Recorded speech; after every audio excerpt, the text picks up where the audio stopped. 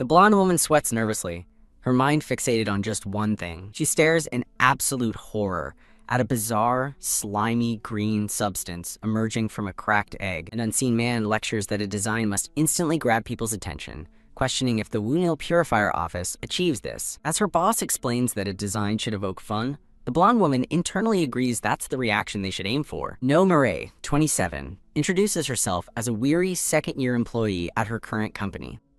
Ms. Murray, her boss shouts, snapping her out of her daze and demanding to know if she's listening. Murray quickly confirms she understands the critique, but her boss dismisses her and tells her to look at an example. He presents a pink kitschy design concept for Wunil Jungsugi, claiming it's meant to appeal to young people. Staring at a chaotic and amateurish ad for 1-2 Purifier, Murray privately questions what kind of nonsensical concept it is. Her boss sighs with a knowing look, lamenting that all the current designs are far too predictable. He erupts, demanding an avant-garde element that truly grabs attention instead of just following trends, as Murray wilts beside him. Murray cheerfully agrees to start over from scratch, but her boss quickly stops her, saying that won't be necessary. Instead, he assigns her a monumental task: create 10 variations for each theme before she can go home for the day. He patronizingly frames the massive workload as a good opportunity for Ms. Murray's youthful creativity to shine. Murray's face contorts with suppressed fury. The scene shifts to the city at night, 2 hours before an ominous, unnamed incident. Exhausted and simmering with resentment after work, Murray sits numbly on the bus. She sadly reflects on her original dream of joining the company to showcase her youthful creativity. Scowling, she admits the bitter truth. She only took the job out of desperation, despite the low pay and her boss demanding the world. With a sigh, she tries to stop dwelling on depressing thoughts, telling herself that having a job in Seoul is better than nothing. To lift her spirits, she pulls out her phone to browse the internet and see what's happening in the world. As expected, the news is a mess of grim headlines, including a story about a contract killing for inheritance. The contract killing headline shocks her, and she wonders in disbelief who still pays for such things. As a memory of her boss surfaces, a dangerous idea flashes through her mind. What if someone paid her for a similar job? Eek, she recoils in her seat, horrified at what the hell she was just thinking. Overwhelmed by her dark thoughts and exhaustion, she covers her face and begins to cry. As tears stream down her face, she wishes she could just be a good person and get paid for her overtime, concluding she must be truly exhausted. While she sobs, a soothing voice from a commercial describes preparing a beautiful meal with sesame oil and kimchi. The ad shows a perfect egg on rice, boasting that its organic, farm-fresh eggs are so good they're to die for. An ad for delicious farm eggs plays on the bus television, catching her eye. Her despair is momentarily forgotten as she stares at the ad, thinking that the food looks amazing. Staring out the bus window, a new thought begins to form in her mind. She sadly wonders when she last took the time to have a proper home-cooked meal. Finding the grocery store nearly empty at closing time, she decides to quickly grab what she needs and leave. Feeling strange to be grocery shopping after so long, she spots the eggs in the refrigerated section. She's shocked by the high prices, complaining that inflation is so insane she might as well raise her own hens. Ugh. Desperate for a cheap option, she searches for anything on clearance, not caring about size or quality. Her eyes suddenly widen as she spots something completely unexpected on the shelf. Tucked among the regular cartons is one holding a single, impossibly large spotted egg. She cautiously picks up the carton, questioning if the massive object inside is even an egg. Staring at the strange object in her hands, she's struck by one simple fact. It's huge. A curious, slightly mischievous smile plays on her lips as she considers the bizarre find. Decision made, she holds up the carton with the single giant egg and decides to buy it. At the counter, the cashier states the price, and Mireille declines both a membership and a bag. As Mireille happily walks away, the exhausted-looking cashier mutters that they just want to go home already. She leaves the store, thrilled with her bargain and thinking how a single egg this big could make 3 meals. Walking home, she reflects on the idea that taking care of one's meals is a form of taking care of oneself. Finally feeling a bit of hope, she decides she will make egg soup for breakfast tomorrow. Her pleasant thoughts of future meals are violently interrupted as someone bumps into her hard with a loud thwack. Angrily clutching her shoulder, she instinctively stammers an apology to the person who just ran into her. The black-haired man pants heavily, sweating as he explains that he's in a real hurry. He turns back and shouts a desperate apology to Mireille, who stands watching him. Mireille looks on with a slightly startled yet composed expression. She dismisses the incident, thinking the man was in a rush and her good bargain on the egg makes up for it. Cheerfully, she tells herself that as long as her precious egg isn't broken, everything is fine. Her relief shatters as she looks down to see the giant egg is, in fact, cracked. The scene transitions to her apartment building under the quiet night sky. Ugmare storms into her apartment, shouting in frustration over her terrible day. Kneeling on her kitchen floor, she discovers her bag is sticky and her USB is covered in the eggy mess. Sniffling, she fumes that the man who bumped into her should at least have to pay for the ruined eggs. She wipes a tear away, muttering, "Damn it," as she stares at the massive, cracked egg on her counter. Giving up on her frustration for a moment, she wonders if she even has any soy sauce at home. Suddenly, a sharp pop and crack sound emanates from the giant egg. Finding only oyster sauce, she briefly considers it as a substitute before questioning her own strange logic. The egg breaks open, revealing a bizarre green substance, and she wonders if it was expired while lamenting the state of her life. She stares intently, her thoughts trailing off as she tries to process what she's seeing. In the broken shell, a small, green, frog-like creature now sits on her kitchen counter, and she stares in utter shock. Wah! She lets out a terrified, full-throated scream at the unbelievable sight. A stylized title card shows the creature's googly-eyed reflection in Mirei's glasses. The story shifts to a peaceful weekday afternoon, showing the modern cartel office building. Inside, a man in a red sweater rushes to Mirei's side, asking what's wrong as a green-skinned colleague looks on. A red-haired woman asks Mirei why she's so pale, noting that the office may have been peaceful, but her arrival was not quiet. Mirei, looking exhausted in a bucket hat, greets her supervisor, who immediately points out how unwell she looks. Her red-haired colleague asks if she worked late again, and Mirei tiredly confirms that daily overtime is her new normal. She begins to explain her strange predicament, stating that the egg she bought seems to have hatched into something. Her colleague is shocked at the thought of an egg hatching into a chick, but Mirei quickly clarifies that it is definitely not a chick. In a comedic cutaway, Mirei floats over the city, shouting in frustration that it wasn't a chick. A new title card shows a stylish Mirei posing with the little green creature. Flashing back to the previous night, Mirei stares in profile, a look of pure shock on her face. She stares at the creature on her counter, realizing she's in very big trouble. She now understands why the egg was so swollen, instantly regretting her impulse buy. Panicking, she wonders what she's supposed to do, admitting she has no experience raising animals. As the creature sits stoically, Mirei stresses about it pooping everywhere and desperately wonders who she can give it to. Crunch. The little creature begins to munch on its own eggshell. Mirei recoils in disgust at the sound of it eating its shell. She concludes that while she's no expert on chicks, she knows for certain this creature isn't one. Tentatively, she leans over the counter toward the strange, silent creature. Noticing the fried egg on her own shirt, she looks at the creature and wonders if it has fur. She cautiously pokes its face, noting that its skin feels damp and fluffy, more like a stuffed toy than feathers. Ah. The creature bites her finger and she screams, pulling her hand back in pain and shock. Back at the office, Mirei frantically searches her phone for information on green birds that hatch from eggs. A sudden realization dawns on her as she stares at her phone. As the creature peeks over her computer monitor, her phone screen reveals a single, improbable search result: ostrich. She mutters to herself, trying to convince herself it must be an ostrich chick. Explaining to her colleague, she wonders how an ostrich egg got mixed in with regular eggs, as her colleague marvels that it hatched at all. Her red-haired colleague excitedly suggests she vlog about raising an ostrich, hit 1 million subscribers, and quit her job. Mirei laughs off the idea, saying there's no way she can raise an ostrich in her tiny city apartment. Her colleague offers to ask a friend who runs a nature farm to take the ostrich, requesting a picture. Mirei admits she was too flustered to take photos, just as her colleague finds a picture online and asks if it looks right. With the actual creature peeking from behind her, Mirei explains that hers is different because it's green, stunning her colleague. Her red-haired colleague stares at his phone, shocked by what his search has revealed.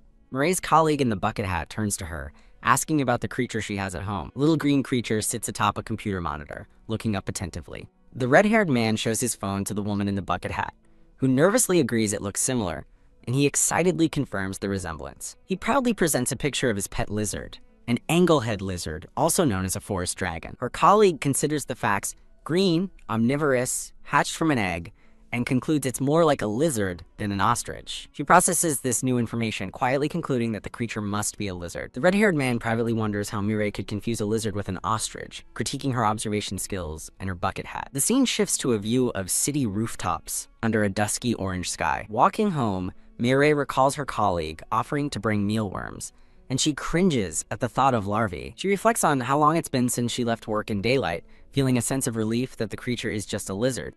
Believing there are many reptile enthusiasts, she thinks finding it a new home will be much easier than for an ostrich. Entering her apartment, she stops short, uttering a confused, "Huh."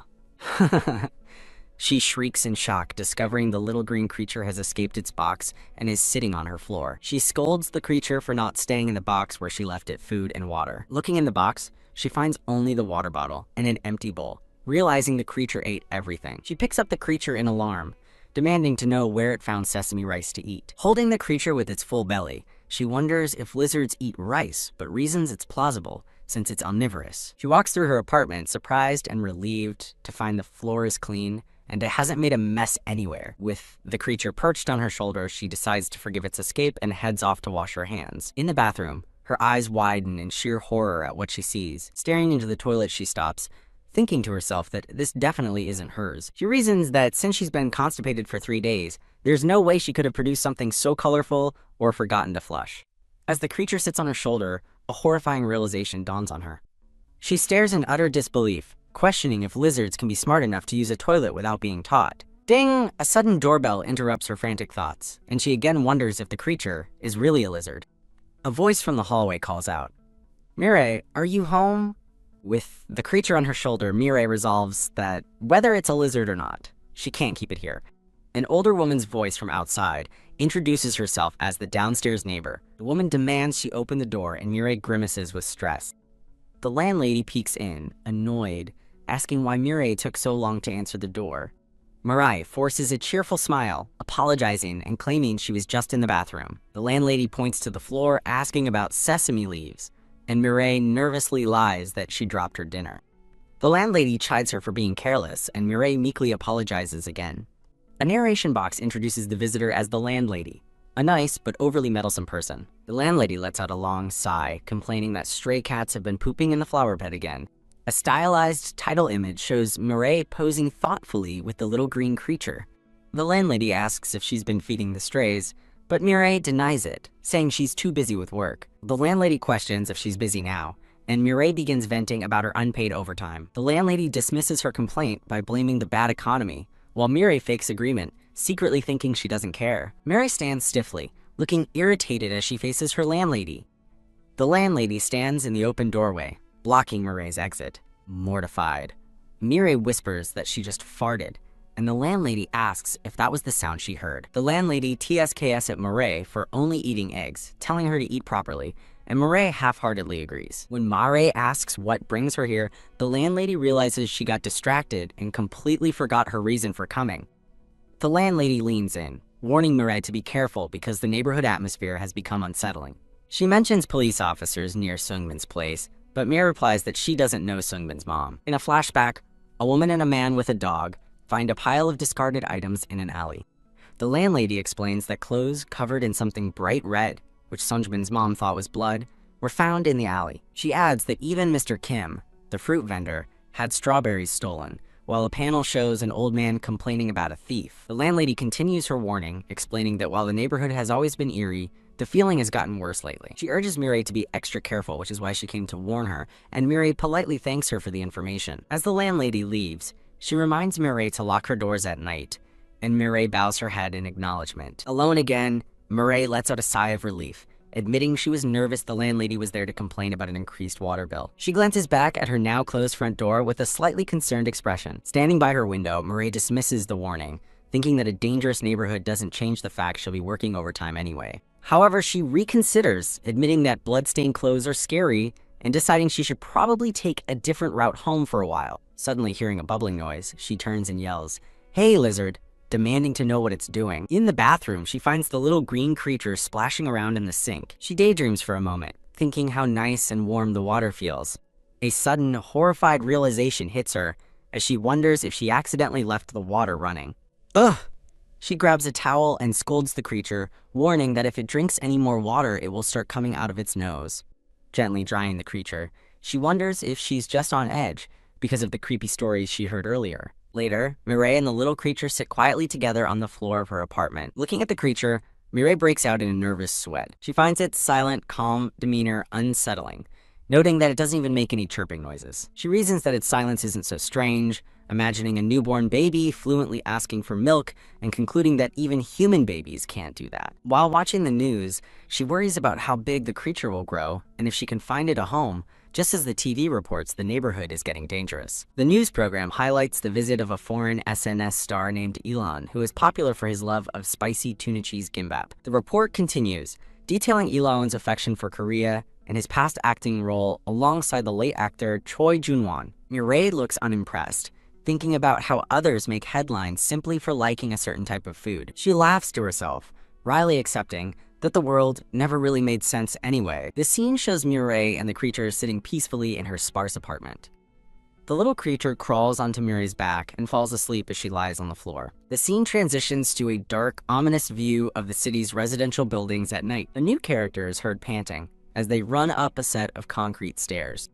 A man with black hair in a white lab coat lies in a heap at the bottom of the stairs, having apparently fallen, and curses in frustration. Looking frantic, he desperately wonders who could have taken his egg in such a short amount of time. He regrets hiding the egg at the store and decides he needs to get out of town as soon as possible. Standing alone in a dark alley, he frantically wonders how he's supposed to find the egg. He runs past a group of elderly residents, determined that no one can discover his identity or find the egg. As he flees, the residents comment on his presence. One asks if he's a doctor, but another corrects them, saying he's a scientist they've seen around lately. The scientist searches frantically, muttering about the lack of young women in the neighborhood, before letting out a terrified scream. He is sent tumbling violently down another flight of outdoor stairs. Lying on the ground, he looks up at a distinctive, circular manhole cover. Bruised and on the ground, he resolves that he can't just lie there, worried about what's happening to the egg. His greatest fear is what might happen if, by some chance, the egg hatches. The scene cuts back to the little green creature, now hatched, sleeping soundly and drooling on a blue mat. Mary sleeps peacefully on the floor, the creature resting on her back. In a sterile lab, a woman with her hair in a bun asks where sample number 3 is, and her colleague replies that it should be in the chief's private office. A man in a lab coat curtly tells a colleague in a blue rabbit mask to sanitize the incubation device, stating that he's the only one who gives orders. The black-haired scientist from the alley asks a colleague what they should eat for dinner, but his colleague complains about being sick of jambon. The scientist sweats nervously, wondering how everyone can be so calm and even think about food at a time like this. He continues to spiral, disturbed that his colleagues still have an appetite while they're conducting such a serious experiment. He is shown holding a large, pale egg, identical to the one Mara found. Back in the alley, Mr. Kim, the fruit vendor, confronts the scientist, declaring, "Found you, you strawberry thief." The scientist looks up, looking utterly exhausted and caught off guard by the accusation. An overhead view reveals the fruit vendor standing over the scientist, who is lying on the ground after being tripped. Ah! The fruit vendor yells at the damn strawberry thief as the scientist screams in pain and confusion on the ground. A stylish new title card shows a cool-looking man with black hair and a band-aid, while the little green creature peeks over his shoulder. The scientist sits with Mr. Kim on the steps, who complains about the unseasonable April heat and how summer is almost here. The scientist meekly gets the fruit vendor's attention, and the older man curtly asks what he wants. Looking down, the scientist apologizes for stealing the strawberries from his cart and running away. He explains that at the time, he had been starving for 3 days. The scientist looks utterly exhausted as he recalls his desperate situation. He continues, explaining that when he smelled the strawberries, he momentarily lost all control. The fruit vendor gives him a pat on the shoulder, making him flinch, as the scientist promises to compensate him. The vendor scolds him for stuffing his face with dirty strawberries and getting the juice all over his clothes like he was shot with a blood cannon, as the scientist meekly apologizes. The vendor notes his coat is the same, but the outfit is different, and the scientist agrees, explaining the fruit pulp made him stand out too much. He admits he took off the stained shirt, afraid of being mistaken for someone dangerous, as a thought bubble notes it was too late. The vendor says he doesn't get hungry much anymore and offers him the rest of the strawberries, which he was going to give to a neighbor's dog anyway. The two sit together on the steps, munching on the strawberries. The fruit vendor asks the young man what he's doing in this neighborhood, and the scientist stammers in response. The scientist explains that he was running the previous night, tripped, and passed out, adding that his concussion was unusual. The vendor impatiently clarifies he was asking why he's still here, not how he collapsed, and the scientist sheepishly admits it's been a while since he talked to anyone. The scientist looks down, looking lonely and regretful as he sighs. He confesses that he lost something very important and has been searching the neighborhood for it, believing a local took it. The vendor jokingly asks if he dropped a golden ring in the toilet, but the scientist denies it. He reveals what he lost was a huge solid egg. The scientist insists the egg is extremely important, though he can't explain the details. Sniffling, he says he didn't mean to lose it. He was being chased and tried to hide it, but then it vanished, prompting the vendor to ask, "An egg?" The fruit vendor startles him by declaring that he saw a damn huge egg too. As the scientist stares in shock, the vendor recalls seeing it 3 or 4 days ago. In a flashback, the vendor stands in a convenience store, exclaiming, "Whoa." He recounts seeing a young lady carrying a carton that contained one single enormous egg. After she left, he checked the other eggs in the cooler, but they were all normal-sized. He finishes his story, confirming only that one egg was gigantic, which makes the scientist's face drain of color. The scientist frantically grabs the vendor, desperately asking if he knows where the woman who bought the eggs lives. Shaken, the vendor yells back, asking how he would know and accusing him of being a stalker. While showing another elderly woman resident, the vendor's voice explains that of course he's from this neighborhood. He's lived there for 40 years and knows everyone. He adds that he wouldn't recognize a newcomer, especially a young person, since there are so few around. The scientist looks downcast as the vendor explains that the area has many hills, which older folks tend to avoid. The vendor advises him to just move into the neighborhood until he finds his egg, noting that people who get used to it never want to leave. The vendor begins to ramble about back in my day as the scientist tunes him out. The scientist agrees with newfound resolve, stating that now he can find it. He thinks to himself that in a neighborhood mostly full of older people, finding a young woman will be much easier. Convinced it's only a matter of time, he agrees to leave as the vendor says he needs to open his fruit shop. The scene cuts back to Mireille, who lets out a groan as she wakes up. She is seen sprawled out messily on the floor of her apartment. Waking up, Mireille drools slightly, remarking that it was the best sleep she's had in ages and felt like she was on something warm and soft. She sits up on the floor, stretching her arms and patting her cheeks. She wonders how long she slept, marveling that her body feels completely refreshed, pain-free, clear-headed, and not at all like she only got 6 hours of sleep. A wave of panic hits her as she fears she overslept past her alarm and frantically reaches for her phone. Looking at the screen, she sighs in relief, realizing she only slept 30 minutes longer than usual. A frantic montage shows her getting ready in a panic, dropping her little creature-shaped slipper in her haste. Rushing out the door, she blames the lizard, yelling that it was too comfy, which is why she overslept. The little green creature sits alone in the apartment, looking dejected. Now outside, Mireille accepts that making it on time is impossible, and that it's now a battle between being 20 or 40 minutes late. Checking her phone, she calculates she can arrive by 9:20 if she catches the bus and decides to message her group chat. She cries out in despair as the bus drives away just as she spots it, while a man in front of her simply watches it go. Mireille puts on an awkward, strained smile while standing outside on the street. She reacts with a stunned, "Huh," upon seeing a brown-haired boy with a backpack standing nearby. The brown-haired boy regards her with a cool, unimpressed expression. A close-up reveals the boy's smugly indifferent look. In a different outfit, a confused Mireille asks, "Huh?" Again. A brown-haired boy in a cat sweater kicks a small, face-emblazoned ball in an alley. Mireille watches him, realizing she's never seen this child before, and wondering if he's the landlady's grandson. In a flashback, the landlady reassures Mireille that she lives alone with her quiet grandson, so noise won't be an issue, but Mireille looks doubtful. After the boy looks up, Mireille hesitantly calls out to him. Mireille introduces herself as his upstairs neighbor, then awkwardly asks if she looks like a kidnapper. She kindly advises him not to crush the heels of his sneakers, warning him they'll rub and hurt his feet. Smiling faintly, she admits she used to do the same thing, before clumsily asking, "What about it?" The boy bluntly tells her to mind her own business, dismissing her with the strange insult. Kukuru ping pong. Mireille stares back, utterly speechless and blank-faced. Flustered, she thinks that this is the first time she's ever heard that phrase and confirms that elementary school kids really do use it. As the boy walks on, her inner monologue continues, noting this is the first time she's heard kids slang in real life. Determined to respond like a cool adult, Mireille decides to make a wild guess at a witty comeback. Sweating nervously, she desperately tries to sound smart, asking the boy if he even knows what Adobe or Photoshop is. The boy just stares back, as Mireille puts on an incredibly awkward, strained smile.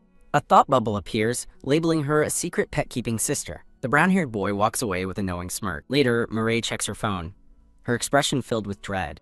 A title card reveals her comic, Tyranno no Kyung-soo, was canceled after 4 episodes and faces an abrupt ending. A promotional illustration shows a stylized Mireille sipping a drink next to the little green creature. The scene returns to Mirai and the boy standing opposite each other in the alley. Mirai tells herself to stay calm, then denies having any pets when the boy confronts her. The boy explains that he is super busy with work and has no time or money to care for an animal. The boy looks down, his expression somber. He looks up, detailing how he saw a tiny, round-eyed green creature with a huge head and tail. As the creature peeks from behind her, a sweating Mirai thinks to herself that the kid has sharp eyes. She explains she's just temporarily caring for it and asks if he knows what that means. The boy bluntly replies, nope, just as Mirai screams, realizing she's about to miss her bus. Rushing away, she begs him not to tell his grandma, insisting it would be a betrayal.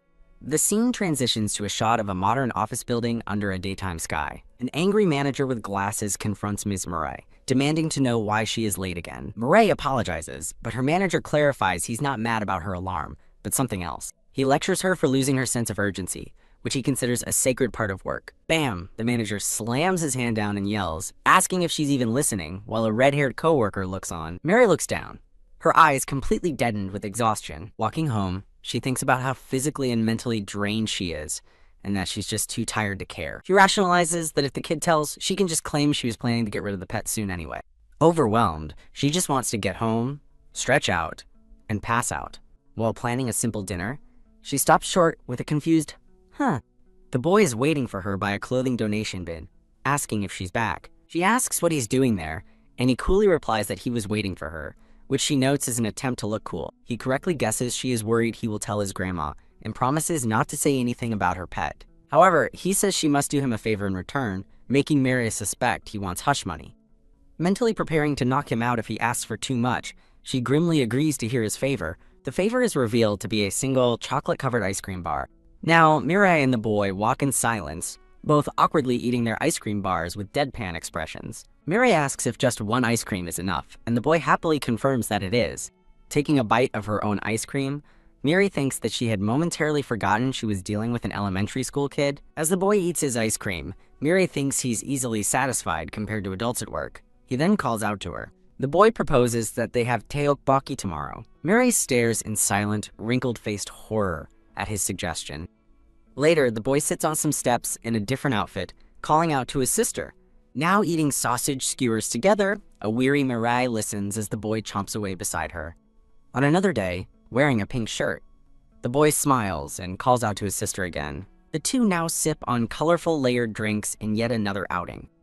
Mirai resignedly sips her drink, realizing she has officially become this kid's snack shuttle. The boy rambles on to a very annoyed Mirai about his taekwondo skills, unreturned pencils, and a playground love triangle. Mirai asks why he stopped using his kid slang, and he cleverly replies that it's for people like her to use now. Slump. Back in her apartment, an exhausted Mirai collapses onto a cushion. Lying down with the little green creature, she thinks that the snacks have made her full enough to skip dinner again. With the creature perched on her head, Mirai begins cooking at the stove. Mirai reflects on her new routine. Afternoons extorted by a schoolboy, and evenings feeding a lizard, wondering why it always climbs on her head. She asks the creature on her head if it's going to eat the eggshell again, questioning how it chews hard things without teeth. The creature happily crunches on the eggshell pieces as Mirai watches with a complex, unimpressed look. Holding a spatula, Mirai reflects that her life now revolves around feeding another mouth, and scolds the creature to eat neatly for the first time in 7 years. Standing in her kitchen, she wonders what that little brat will ask for tomorrow, realizing her life is changing little by little. The scene shifts to an evening view of the neighborhood rooftops, with Mirai looking out thoughtfully. Standing on a street corner at dusk, Mirai wonders aloud why the boy isn't there today. She thinks she was curious about his request, but is interrupted when a voice calls out, "Miss Meyer." Turning, she sees the landlady sweeping nearby, who gravely states they need to talk. Mirai freezes, her face filled with shock and a nervous sweat. The landlady repeats her request to speak for a moment. Struck with panic, Mirai stands frozen on the street. Thinking, damn it, Mirai reluctantly forces a smile and agrees to talk. An image of the boy giving a peace sign appears in a thought bubble as Mirai laments feeling betrayed by him. A stylized promotional illustration depicts Mirai and her little green creature. Mirai nervously greets the landlady, asking what's wrong. The landlady grabs Mirai's arm, her expression intense and serious. The landlady cries out about what she's gonna do, overcome with guilt and unable to face Mirai. Confused as the landlady holds her hand, Mirai wonders if 5,000 won will cover what the boy Heesong ate. The landlady clarifies that Heesong told her everything, that Mireille had been buying him snacks. She explains Hee-sung has been skipping dinner because he was full, and he finally confessed just now what he'd been eating. Mireille internally justifies the snacks as hush money she enjoyed too, surprised when the landlady asks if Hee-sung isn't a sweet kid. The landlady gushes that Hee-sung is a good, non-picky boy. She continues, explaining that Hee-sung likely threw a tantrum at Mireille because he can't have the flavorful foods he wants at home. Mireille agrees that junk food isn't healthy, but the landlady says there's more to the story. The landlady reveals her diagnosis of diabetes and high cholesterol, which forces her to eat a plain, unseasoned diet. She explains that although she wants to cook separate meals for Hee-sung, he insists on eating the same plain food as her. The landlady tearfully explains Hee-sung does this not to trouble her, and because he feels guilty eating tasty food alone, making her feel like a burden. Mireille asks if Hee-sung mentioned anything else about the snacks, but the landlady is confused by the question. Mireille quickly backtracks with a strained smile, telling her it's nothing. A close-up shows Mireille's expression turning serious and resolute. Mireille firmly tells the surprised landlady not to make dinner for Hee-sung tomorrow.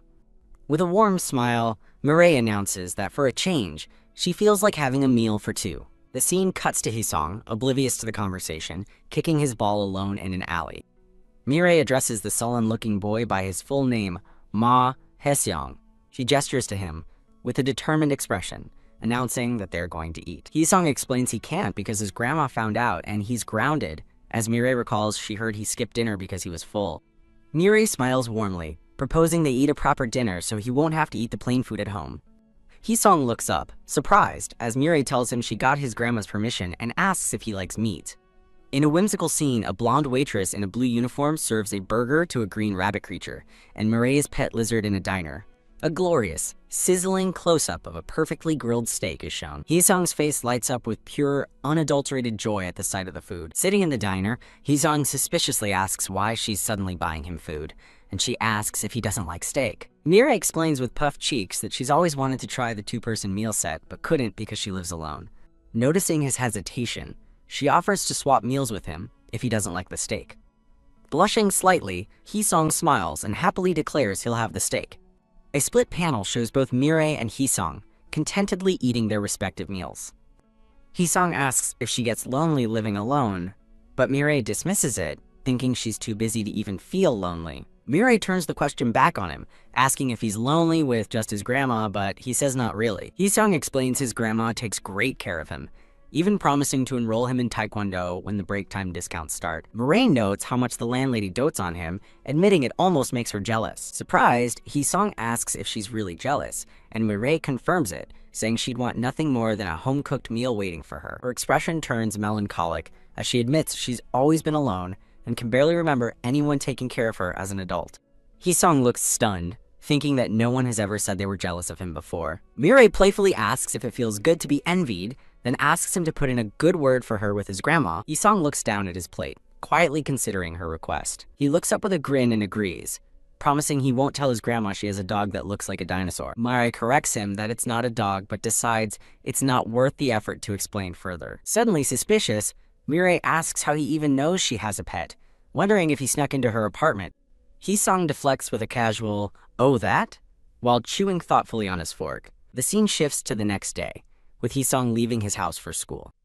A voice calls out to Hee-sung, who turns around with an annoyed expression. In a flashback, he explains that his grandma always sees him off, and on that day he looked up because she was on the second floor. Hee-sung is shown looking up at the apartment building from the street below. The camera pans up to show the rooftops of the buildings. Hee-sung continues to stare upwards, his profile turned towards the building. He turns his head slightly, his gaze still fixed on the upper floor of the apartment. Back in the present, Mireille's eyes widen in understanding as she lets out an impressed, "Whoa." Hee-sung explains that since it's a lizard, it can climb walls, and he figured it came outside because it was bored being alone. He continues, describing how the creature looked like it was waiting for her, just staring at the stairs she uses. Mireille notes that's what dogs do, but Hee-sung bluntly calls her dog pitiful, green, and ugly. The scene transitions to a view of the apartment building at night. Later, Mireille stands in her apartment doorway, letting out an awkward laugh. She finds her little green creature on the floor beside a ripped open wrapper, sighing that it wrecked another calorie bar. Kneeling down, Mireille thinks about how much more the creature has been eating, and how much bigger it's gotten since hatching. Mireille looks on with a serious, contemplative expression. A nervous, black-haired man in a white jacket stands outside. He smiles with relief, thinking he's finally found a house with eggs. From behind the refrigerator, the landlady peeks out and calls, "Who is it?" Standing outside, the black-haired man asks if anyone is there, explaining he is looking for someone in the neighborhood. He nervously asks if a young woman happens to live in this particular house. The landlady pauses, her expression thoughtful as she considers his question. The landlady tells the man to wait, certain she knows who he's looking for, which leaves him stunned by her quick detective work. Explaining there aren't many young people around, the landlady points to Miri's house, saying she's seen a long-haired woman there. A woman's voice calls out from behind a closed door, announcing that Deoksu's friend is here. With a creak, a long-haired woman in a tank top peeks out the door as the visitor calls for Deoksu again. Shar, B-A-N-G. The woman, now sporting a comically drawn-on beard, playfully asks who is at the door. The black-haired man, Deoksu, is horrified, yelling at his mom and asking if she has ever seen him with a friend. Deoksu nervously asks about a giant egg, prompting his mom to crudely reply that the only eggs in the house are her son's. Thud. The door slams shut, leaving a dejected Deoksu standing alone outside the brick house. Standing alone under a dusky sky, Deoksu looks utterly bewildered by the bizarre rejection. He lets out a frustrated sigh, closing his eyes in defeat. Resigned, Deoksu decides he has no choice but to go door to door, calling out to find someone. He desperately calls out to different houses, asking if anyone is home and explaining he has a question. Looking frantic, Deoksu shouts into the evening, begging for just a moment of someone's time. An elderly man appears in a window, and Deoksu quickly explains he is looking for someone. The man furiously yells at him to shut up. Tears of frustration stream down Deoksu's face, crushed by the repeated, hostile rejections. Sobbing, he tries to plead his case, insisting he's a trustworthy person and offering to show his ID. A narration reveals the man's name is I.M. Hyunji, age 27, a researcher completely unaware of the neighborhood's nature. The narration explains this is Doryong Village, a slum where residents have learned to fiercely protect themselves from outsiders. A stylized illustration depicts a bandaged and unamused I.M. Hyunjae holding the little green creature. The scene shifts to an office, where a weary Miri complains about having another company dinner just a week after the last one. Her red-haired colleague sighs that Fridays are never quiet, and correctly guesses the manager chose his favorite barbecue place again. Miri stares blankly ahead, completely unenthusiastic about the impending dinner. Her colleague asks if Miri is skipping out again, to which she gives a hesitant, non-committal reply. The colleague reluctantly admits he has something to say, even if it makes him sound like their boomer manager. He suggests the manager always finds fault with her work because she never joins the team gatherings. A flashback shows their manager lecturing staff at a dinner, insisting the events are a bonding experience and an extension of work. Back in the present, Miri resignedly acknowledges his point with a quiet, "I see." Another colleague chimes in, reassuring Miri that not all companies are like this and that she feels bad for her. The red-haired colleague offers to be her black knight for drinking, but Miri politely turns him down. With a confident smile, Miri announces she can hold her drink and will attend the dinner tonight. Later, at the restaurant, the team is seated around a table, ready for their dinner. Ching! The colleagues raise their glasses and give a loud, cheerful toast. The manager tells Miri it would have been much better if she had started joining them sooner. When the manager calls her a dokodai, an outdated term for a loner, Miri internally scoffs that nobody uses that word anymore. Miri thinks to herself that once the drinking starts, she's no longer Miri, but newbie, even after 2 years at the company. A green-skinned colleague asks Miri about living alone, and she explains she lives far away where rent is cheaper.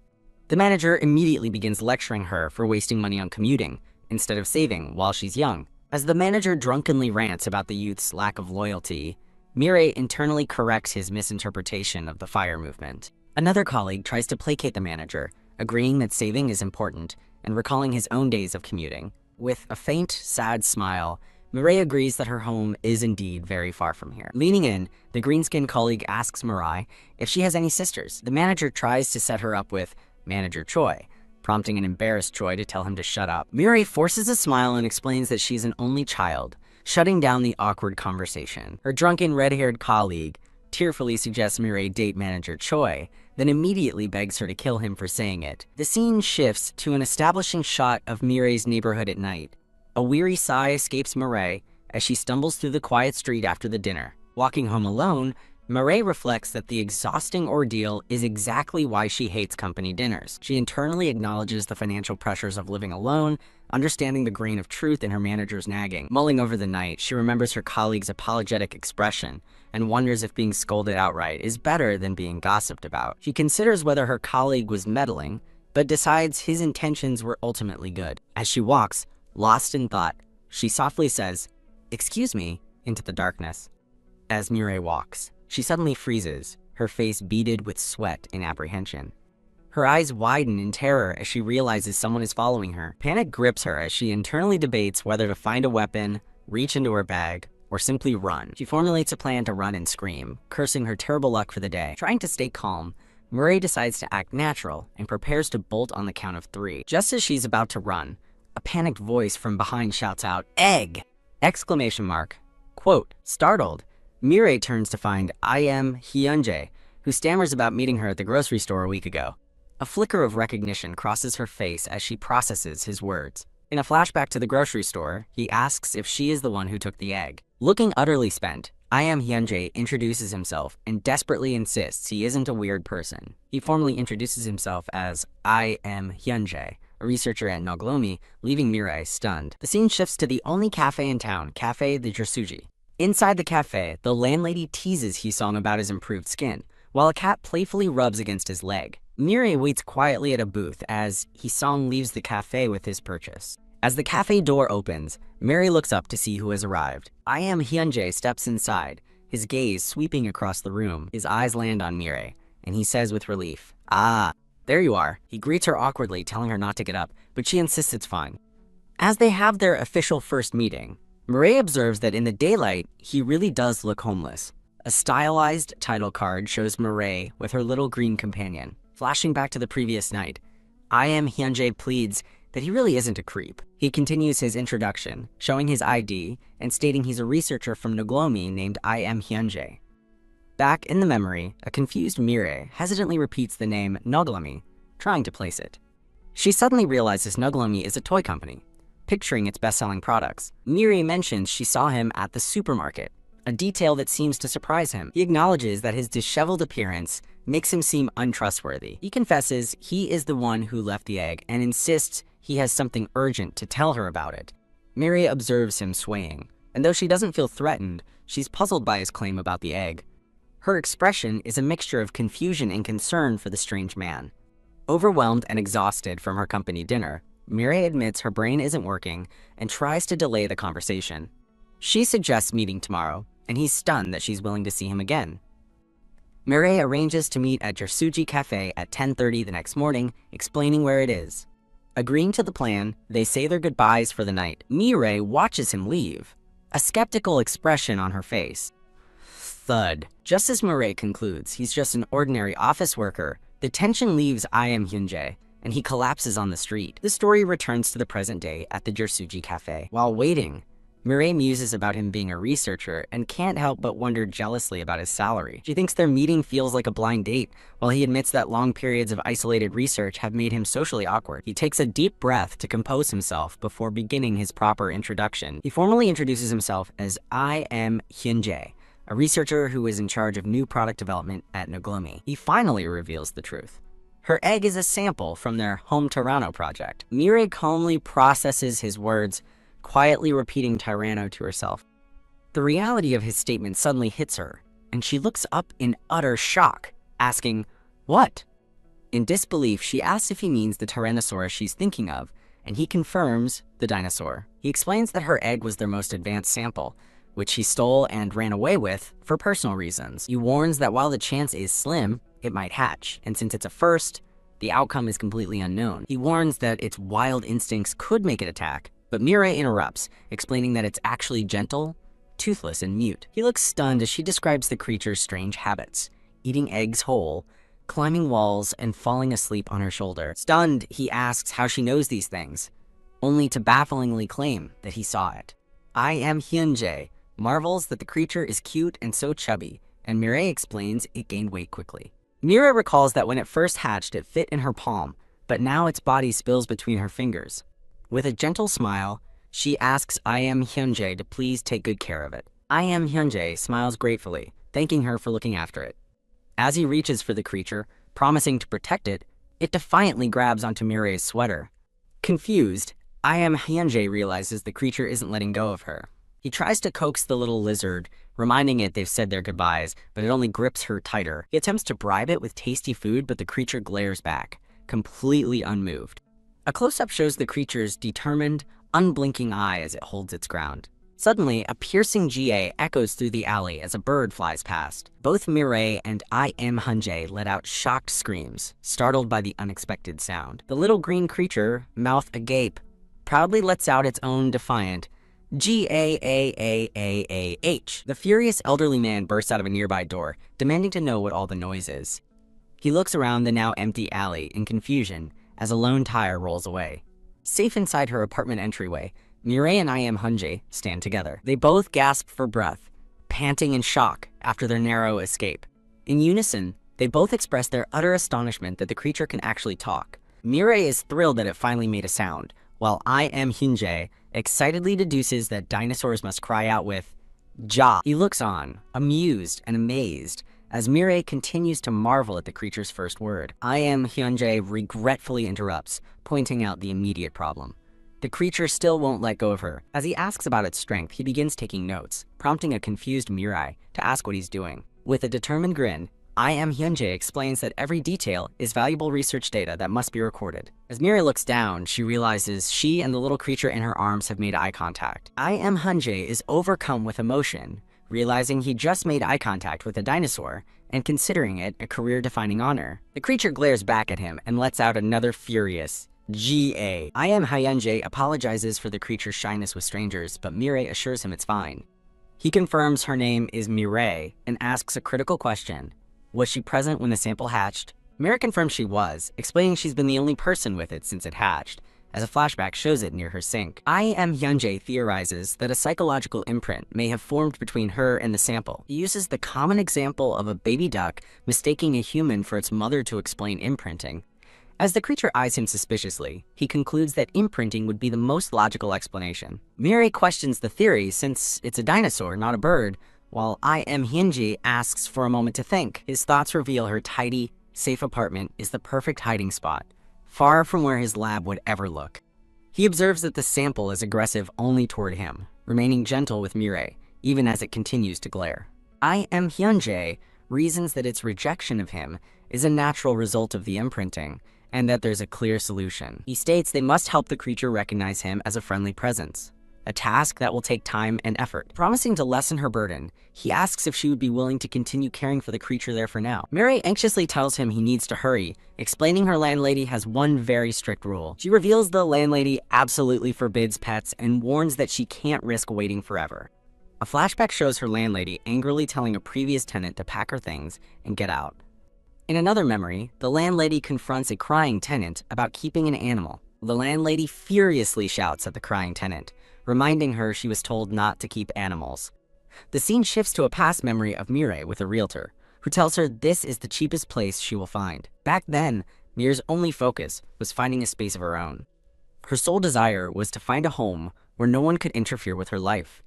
A title card shows Mirei holding an apple with the green creature resting on her shoulder. In the memory, the realtor praises the apartment's cleanliness, while Mirei thinks it's a bit of an understatement to call the location elevated. He continues his pitch, assuring her the quiet neighborhood means she won't have any trouble with noise. Just as the realtor goes to check on the landlord, an angry shout of "Get out!" erupts from inside the house. Mirei overhears the landlord yelling about the no animals rule, while a woman cries about not being able to keep her pet. In the flashback, the landlady furiously scolds a male tenant for wanting a cat when he's barely paying rent and failing his contests. The tenant yells back, questioning why she cares about his contests and promising to keep the apartment clean and scratch-free. The landlady snaps back about the no animals rule, just as the realtor arrives with Mirei to see the room. Her anger vanishes in an instant as she turns to Mirei with a sweet smile, apologizing and promising to show her around right away. The realtor highlights the apartment's good value, telling Mirei it's hard to find a place this size for this rent in Seoul. The realtor reassures a skeptical Mirei that the landlady is actually nice despite her loud voice, and the house is very clean. Mirei smiles politely and agrees to look around on her own, accepting that it's a good place as long as she doesn't have a pet. With a determined look, Mireille begins her solitary inspection of the apartment. A montage shows Mireille's mental checklist as she inspects for water damage, pests, water pressure, noise, and drain smells. She recalls being completely captivated by the apartment's wide-open view.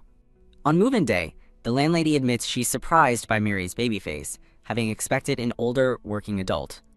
The landlady scolds Mireille for trying to carry a heavy, oddly shaped pink item by herself and offers to help. As they walk, the landlady mentions the noisy previous tenant has moved out, assuring Mireille it will be quiet now. The landlady then lays down the one and only rule of the house: absolutely no animals.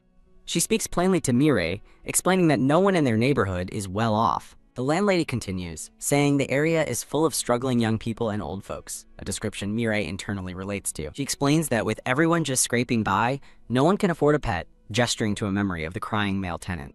A sad-looking cat appears as the landlady says she's seen too many sad endings when pets are taken in out of pity.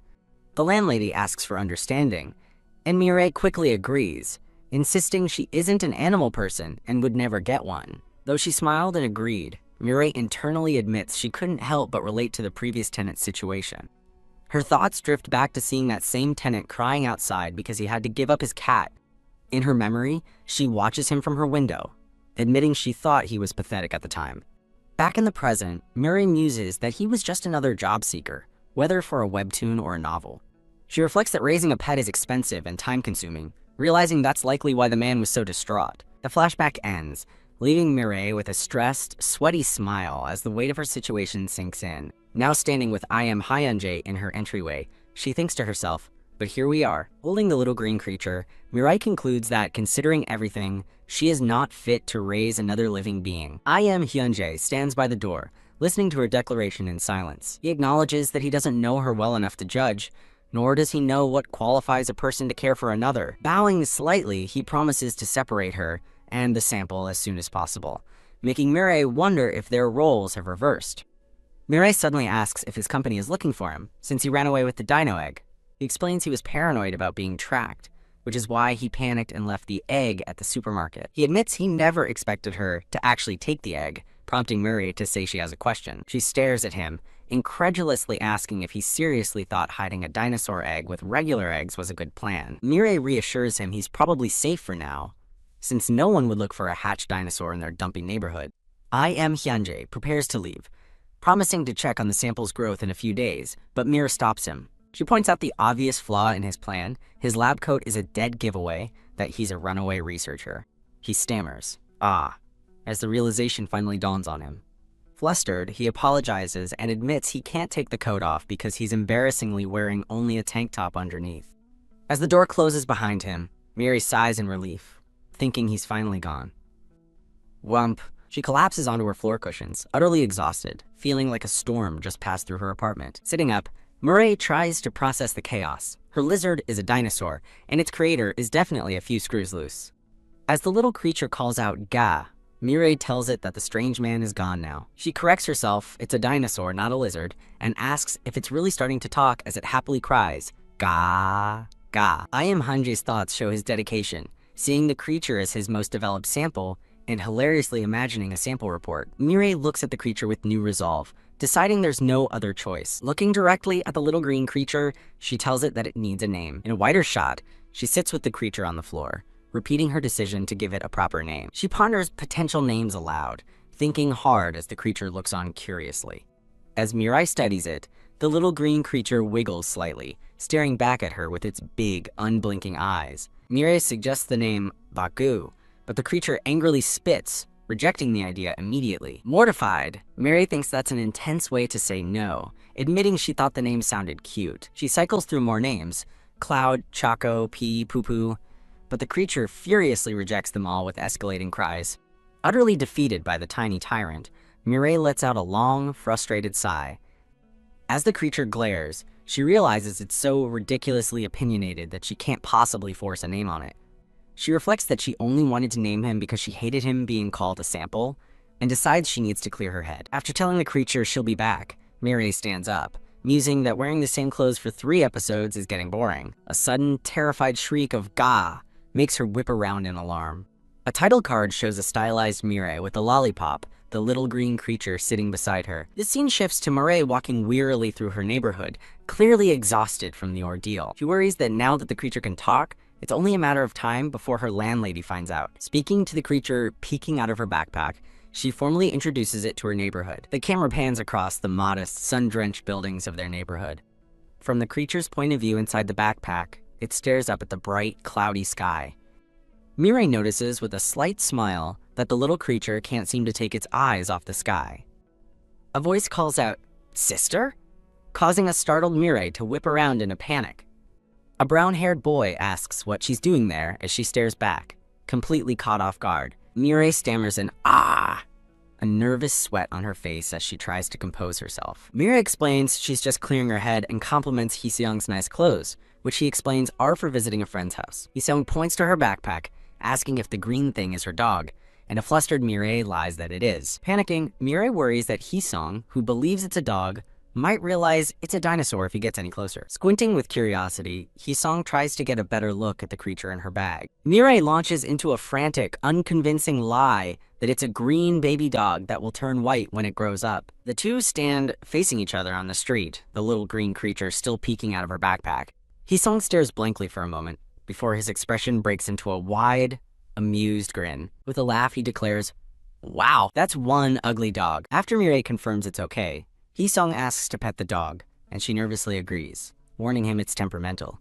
Heseong pets the creature, and Mirai is shocked by its calm acceptance, realizing it must like his touch, since it freaked out with the researcher. Heseong internally criticizes the creature, thinking it's not cute at all with its button eyes and weird green fur. Mistaking his thoughts, Mirai smiles, thinking kids always pretend to hate what they like, and calls his name. Seizing the opportunity, Mirai asks Heseong if he can give the creature a name, since she hasn't been able to. Heseong suggests Greenie, but the creature lets out a furious shriek, and Mirai apologizes for its pickiness. The creature's eyes appear over a power line as it wonders if it needs a person-like name, a thought Mirai admits she hasn't had. Mirai remembers that the villa she used to live in with her parents had a name that sounded like a person's. She reveals the name was Kyungsu Villa and tentatively suggests the name Kyungsu.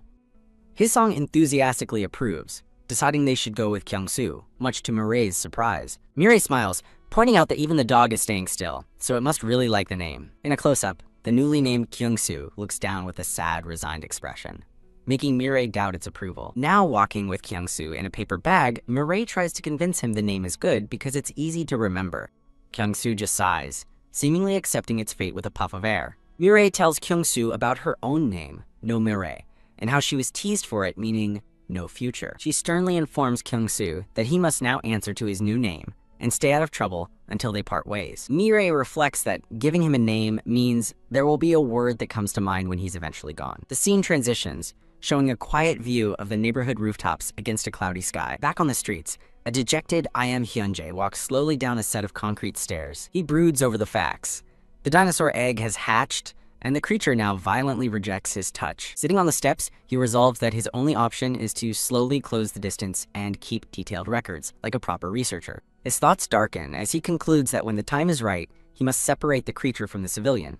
A close-up reveals I.M. Hyunjae's determined, almost sinister smirk, hinting at his unwavering resolve. I.M. Hyunjae sits dejectedly on the concrete steps, deciding he's had enough and will deal with the consequences later.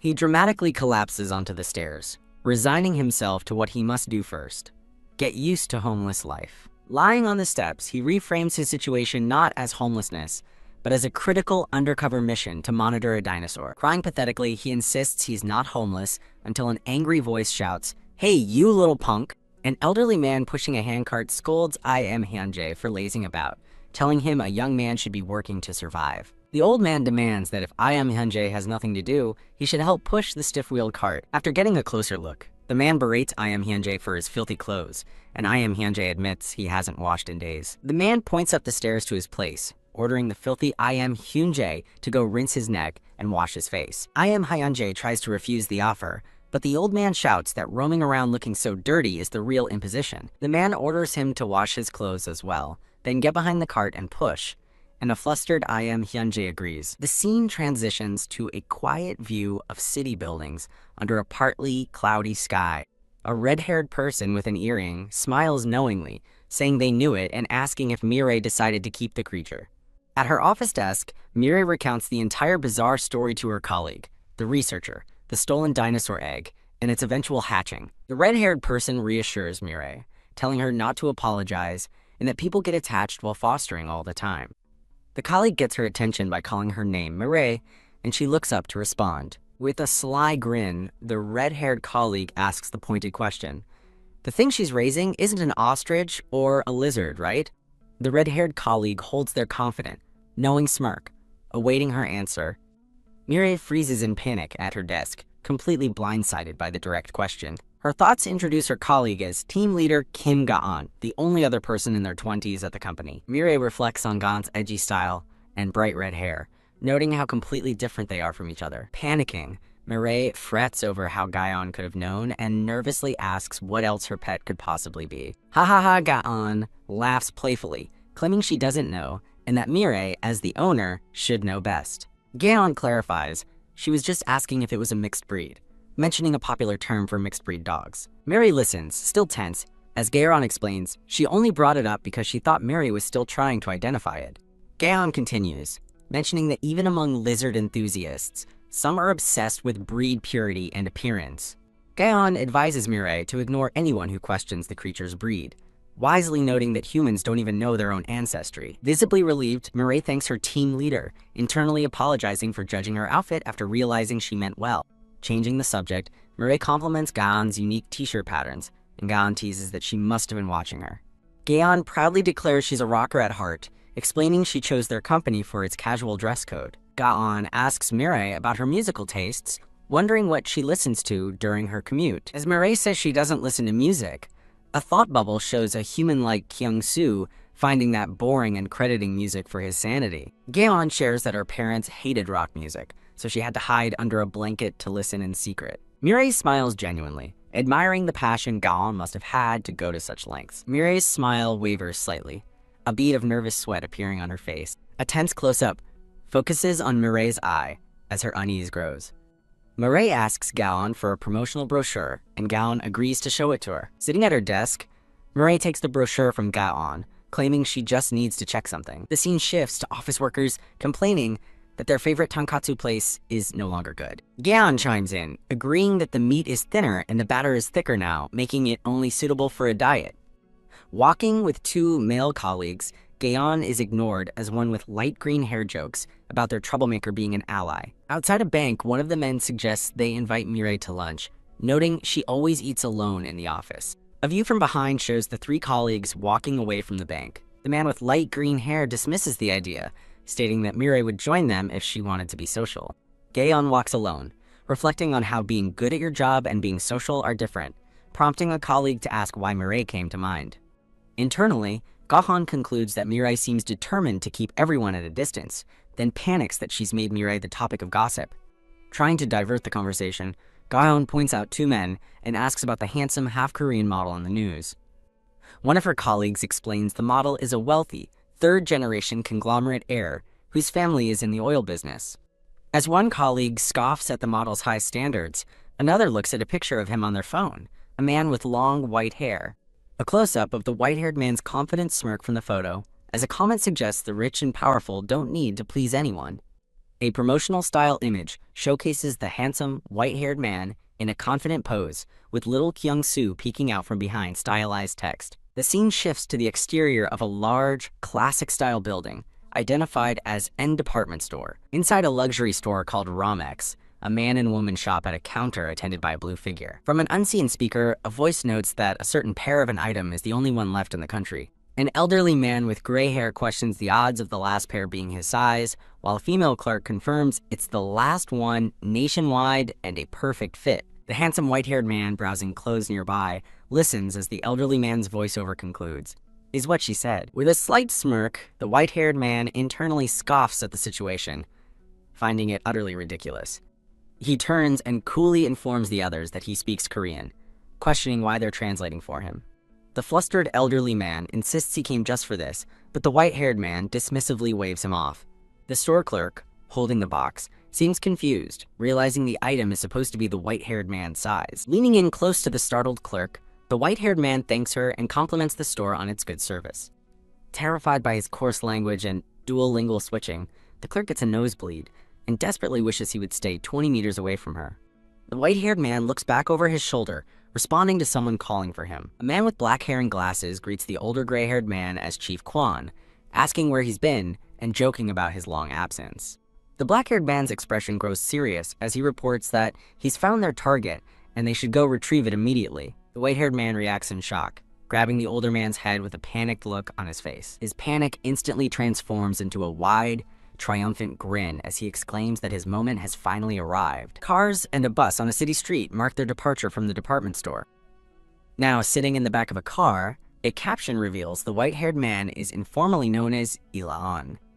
Narration describes Ilaon as a third-generation heir of the highest corporate caste in a world where capital is hoarded by the few. Ilaon chuckles to himself, playfully praising his Chief Kwan for being so good at his job, despite his own frivolous reputation. The driver, the black-haired man now identified as Chief Kwan, asks Ilaon if he's certain they found the real three-legged sparrow from Seoul's Forest Hills. Chief Kwan smirks confidently, boasting that in a world of data and people, finding even a single bird is easy with the right methods. He explains to Ileana that it's simple to track things down if you have experience with online arguments. Chief Kwan pauses, noticing something happening in the back seat as he tries to get Ailan's attention. A strange brown creature with a red bow named Catherine pants excitedly between the front seats as Ileon asks Chief Kwan to let her ride up front. While taking a selfie, Ileon casually explains Catherine loves the passenger seat and warns that he might cause an accident if he remains annoyed. Panicking, Chief Kwan shouts that the glow-in-the-dark slug's cage is open and the creatures are now gnawing on his pants.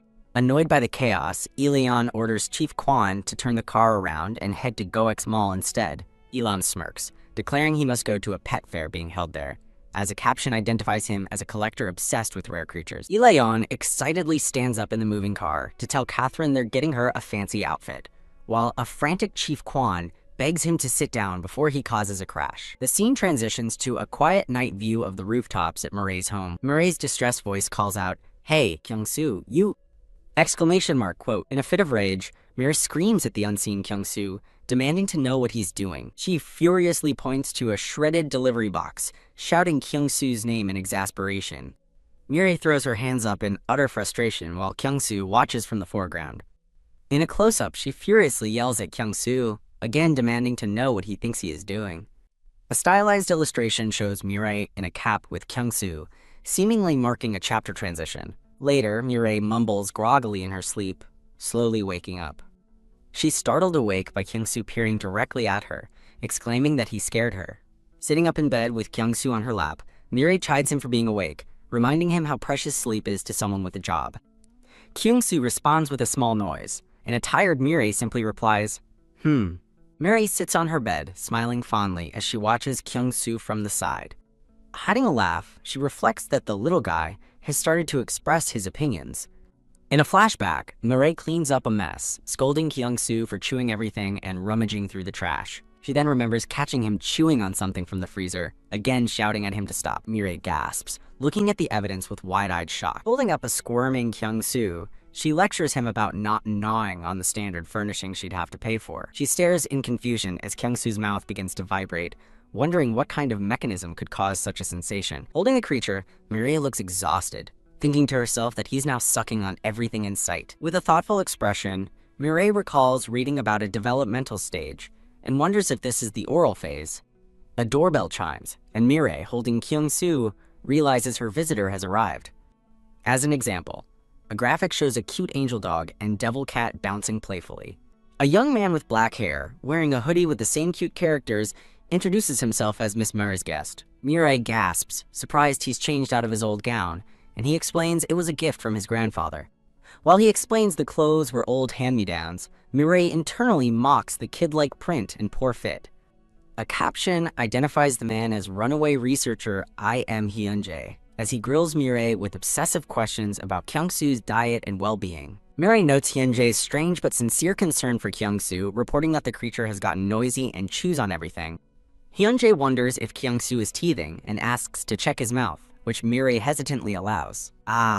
Kyung-soo lets out a furious scream, clearly not happy with the idea. As Kyung-soo latches onto Hyunjae's arm, a frantic Mireille tries to intervene, but Hyunjae calmly tells her it's fine. Flustered but oddly thrilled, Hyunjae thinks he'll be the first human bitten by a dinosaur and asks to check Kyung-soo's bite strength. Mireille agrees. With Kyung-soo still attached to his arm, Hyunjae smiles sweetly at Mireille, creating a strangely peaceful moment. Hyunjae kindly suggests they sit while they wait for Kyung-soo to let go, and Mireille shyly accepts the offer. Now seated, Mireille apologizes for the messy room, but Hyunjae insists it's fine as Kyung-soo continues gnawing on his hand. Mireille forces a pained, awkward smile, clearly uncomfortable with the situation. The atmosphere grows awkward. Mireille apologizes for her poor hosting skills, but Hyunjae insists the fault is his. Hyunjae relates to her exhaustion, explaining that when he used to work, he had no time or energy for a social life either. Hyunjae looks on with determination, deciding he needs to get closer to Kyung-soo as soon as possible. Mireille watches them, thinking how strangely strong Kyung-soo's grip is. She recalls seeing Hyunjae just a few days ago, noting how calm and gentle he was with the neighbor's kid. Puzzled, Mireille asks Hyunjae why Kyung-soo seems to be aggressive only towards him. Hyunjae smirks, cryptically suggesting that he thinks he knows the reason. He explains that research suggests a creature can sense the world from inside its egg, influenced by external conditions before hatching. Mireille stares intently, silently absorbing this startling new information. Gathering her thoughts, Mireille addresses Hyunjae, admitting she was too disoriented to ask him questions when they first met. She directly asks him about his work at the lab and why he escaped with Kyung-soo. Laughing nervously, she quickly dismisses her own questions, trying to relate by complaining about her unstable job. Hyunjae calmly offers Kyung-soo a small box to chew on instead, distracting the creature from his hand. Hyunjae hands Mireille an item, and she asks him what it is. He reveals his high school graduation photo, showing a much cleaner, well-adjusted, and smiling version of himself. Stunned, Mireille looks at the picture in disbelief, sweating with shock at the difference. The contrast is stark, as the scene cuts to the current, exhausted-looking Hyunjae. Mireille wonders if working at a big company caused his dramatic change, and Hyunjae quietly confirms the job was tough. He admits with a faint smile that, despite appearances, he was actually a model student. The scene transitions to the exterior of a large, modern high school. In a flashback, a teacher praises a young Hyunjae for his improved Korean score, acknowledging his hard work. In the school office, someone asks Hyunjae about his grandmother's health, and he politely replies that she is doing well. The teacher then asks the young Hyunjae if he has decided which department he wants to enter. The young, well-dressed Hyunjae smiles respectfully and confirms that he has. A promotional page announces the availability of the next chapter and recruits for the Scanlation team. A second promotional image appears, again advertising the next chapter and crediting the Scanlation group. The flashback continues, introducing a cheerful classmate named Jungwoo, noted for being a fun conversationalist. Next, the narration highlights another classmate, Woojin, who is shown to be a talented artist. The narration then points out a cute cat named Malbok, presumably a school pet or a local stray. While a teacher lectures on mathematics, the young Hyunjae is shown diligently taking notes in class. Young Hyunjae reflects on his academic prowess, confidently stating he was good at studying. A stylized chapter break image shows a man with an eye patch and a lollipop. Back in the classroom, Hyunjae looks out the window, reflecting on the intense pressure to succeed in his country. A montage shows various students and a teacher calling out for I am Hyunjae, asking for help with competitions, homework, and projects. Standing confidently, Hyunjae believes that jealousy of others is the most intuitive indicator of one's proximity to success. A person in a blue bunny mask reassures a nervous young Hyunjae, who notes the person's height. Young Hyunjae's expression hardens with silent, intense determination. Back in the lab, a weary Hyunjae thinks he has given up trying to understand the absurd concept he's working on. A female colleague informs Hyunjae that his time is up, and he calmly acknowledges her. The lab's grim reality is shown through montages of sad-looking mice, chickens, and hamsters in cages. A shadowy creature moves swiftly inside its dark cage. A somber-looking beagle in a cage murmurs a quiet, "Hello." The scene reveals rows of cages in the innermost part of the lab where the research animals are kept. Hyunjae observes the cages, reflecting that the ruthless experiments are carried out in a dangerous legal gray area. A stylized chapter image shows a bandaged Hyunjae in earmuffs with Kyung-soo on his shoulder. A curly-haired researcher expresses disbelief at their findings, while Hyunjae thinks to himself that the embryo is growing. As colleagues express awe at the chief researcher's success, one notes the subject isn't fully hatched, and needs more observation. Strange, bird-like creatures chirp. As narration explains, their creator, the chief researcher, was recruited from a foreign lab. In happier memory, Hyunjae recalls his ambition to become a key member of the team and earn his colleagues' trust. A montage of lab animals, incubated eggs, and Hyunjae working is cut short by a single ominous word. But, overwhelmed by disillusionment, a stressed Hyunjae questions his state of mind as someone calls his name. In a flashback, Hyunjae's teacher questions his choice of life sciences, suggesting he pursue engineering instead. Hyunjae reveals his dream is to research a genetic disorder to help his grandmother, who must manage its symptoms for life.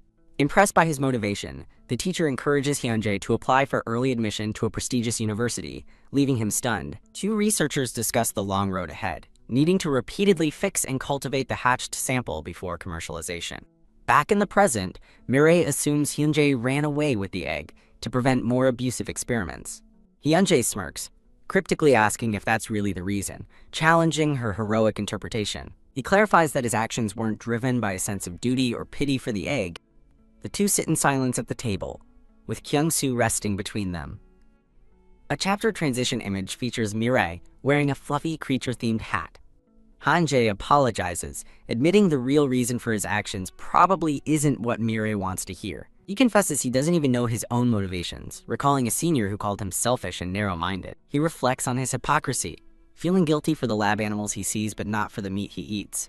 Mireille wonders if she would feel less guilty if the research saved lives, then chides herself for the thought. Hyunjae recalls how his colleagues began to distance themselves after his candid conversation with a senior researcher. Mireille relates, thinking about how she impulsively ran away and now questions her own path in life. With a gentle smile, Mireille suggests that maybe there doesn't need to be a grand reason for his actions. Mireille notes the rough time he must be having after stealing company secrets, and Hyunjae grimly confirms it's ongoing. Sharing her own story, Mireille explains she moved out right after becoming an adult and has lived alone ever since. She continues, saying that after 7 years, living alone felt completely natural, and she couldn't imagine it any other way. She trails off with a thoughtful expression, thinking to herself, but then her gaze falls fondly upon Kyung-soo as she gently strokes the creature. Mireille looks at Hyunjae gratefully, admitting that without him, she never would have met Kyung-soo or realized she wanted a companion. She tells him that regardless of his confusing motives, his actions definitely helped her. Mireille reflects that seeing a life born from her own selfishness, being loved by someone else, changed her. Finishing her thought, the perspective shifts to Hyunjae, who wonders why seeing that made him feel so good. The scene changes to Hyunjae confronting his grandfather, who scolds him for not returning his clothes and worrying him. Hyunjae offers to strip and return the clothes right there, but his grandfather frantically tells him to stop before the police arrive. The grandfather ushers a confused Hyunjae inside, complaining about his cold food and bad hearing. Hyunjae looks utterly bewildered by his grandfather's abrupt and caring outburst. A simple but warm meal of rice, stew, and canned fish is laid out. Hyunjae quietly eats dinner with his grandfather, narrating the unexpected meal. As Hyunjae tries to leave after eating, his grandfather stops him, telling him to hold on. His grandfather hands him a pink shirt, insisting he wear it while he sleeps. Hyunjae ends up spending the night sleeping in a bed while his grandfather rests on the floor nearby. Hyunjae sleeps soundly, feeling warm and full after the unexpected meal. The scene transitions to a quiet, dark city neighborhood under an overcast sky. The next morning, a groggy Mireille wakes up in her apartment. Sitting alone with Kyung-soo, Mireille thinks about how quiet the room is, wondering if Hyunjae was ever really there.